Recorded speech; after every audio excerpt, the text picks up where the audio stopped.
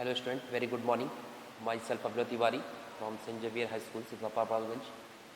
And today I am going to start class 8 science chapter number 16, which is the stars and the solar system.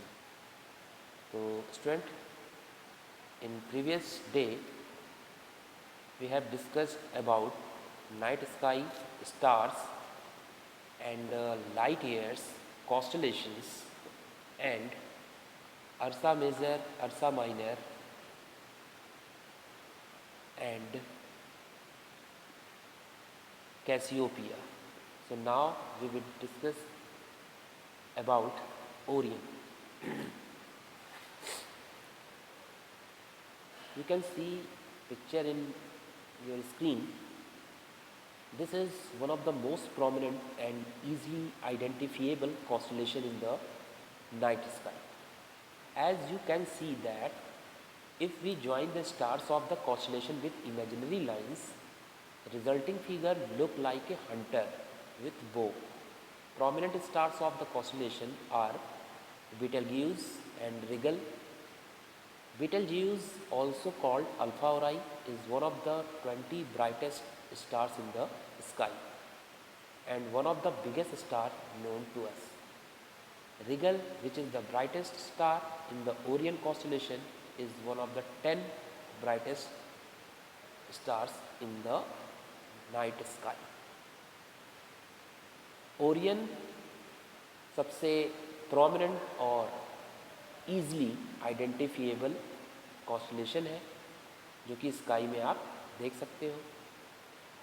जैसा कि तुम लोगों ने figure 16.1d में देख रहे हो कि Orion with some prominent, you can see picture, stars such as Betelgeuse, Regals and Sirius. इसका जो आउटर लेयर है वो रिगल है और सीरियस अंदर दिखाई दे रहा है और बेटेल्यूज आप देख पा रहे हो वो पॉइंट है.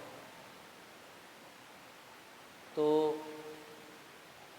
यदि हम स्टार्स को इमेजिनरी लाइन से ज्वाइन करते हैं तो जो रिजल्टेंट फिगर है वो देखने में हंटर लाइक विथ बो नुमा दिखाई देता है. कुछ प्रोमिनेंट स्टार्स जो हैं वह कॉन्स्टेलेशन में बेटेल्यूज और रिगल कहते हैं. बेटेल्यूज को हम अल्फा ओराई भी कहते हैं जिसमें 20 ब्राइटेस्ट स्टार स्काई में होते हैं और ये स्टार सबसे बड़ा होता है, हम सभी जानते हैं. रिगल भी ओरियन में पाए जाने वाला ब्राइटेस्ट स्टार्स है और इनमें 10 ब्राइटेस्ट स्टार्स शामिल हैं. The brightest star in the night sky Sirius is very easy to locate with the help of constellation Orion. To locate Sirius, look at the 3 stars at the west of the hunters and move your eye to the left along the line of the 3 stars. You will see a very bright stars. This is Sirius. You can see picture 16.1d. You can see here. Night sky में सबसे brightest star serious है जिसे आप आसानी से constellation Orion की मदद से लोकेट कर सकते हैं. सीरियस भी देखने में वेस्ट ऑफ हंटर नुमा दिखाई देता है और आई को जब आप लेफ्ट और राइट करते हैं, लेफ्ट में ये आसानी से दिखता है. और बढ़ेंगे नेक्स्ट पेज पर, बात करेंगे गैलेक्सी की. Galaxy, many millions of star cluster together due to their mutual gravitational pull to for galaxy. कई मिलियंस ऑफ स्टार क्लस्टर जब साथ में पाए जाते हैं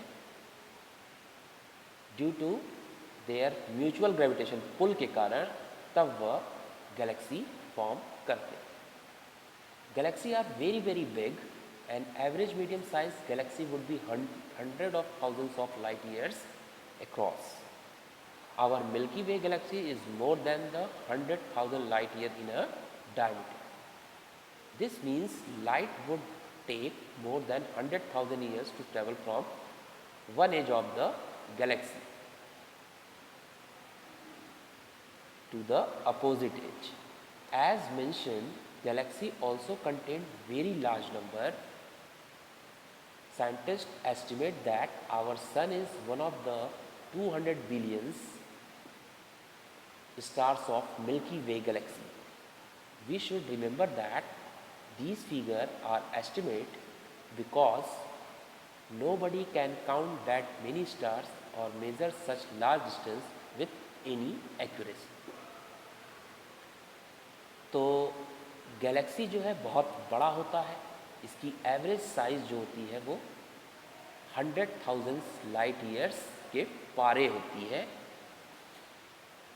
हमारा मिल्की वे गैलेक्सी बहुत विशाल है, इसकी डायमीटर 100,000 लाइट ईयर से भी ज़्यादा होती है। इसका ये मतलब हुआ कि मिल्की वे गैलेक्सी की लाइट हमें 100,000 ईयर्स के बाद हमारे तक पहुंचती। गैलेक्सी में बहुत ढेर सारे नंबर्स में स्टार्स पाए जाते हैं और हमारा सन 200 billions stars of milky way Galaxy का बना होता है। याद रखने वाली बात ये भी है कि किसी ने भी इन ढेर सारे स्टार्स को काउंट नहीं किया है और ना ही उसके डिस्टेंस को पता लगा पाया है, क्योंकि ये इतना बड़ा है कि इसे मेज़र करना बहुत ही मुश्किल। तो होमवर्क में आप ये लेट्स रिमेंबर्स के कुछ क्वेश्चन दिख रहे हैं, आप इन्हें लर्न करेंगे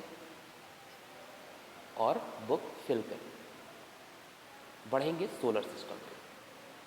The sun and everything that revolve around it form the solar system. The planet and their moons, comet, asteroid and other space objects orbit the sun. All these objects held together in the solar system because of sun's gravitational pull.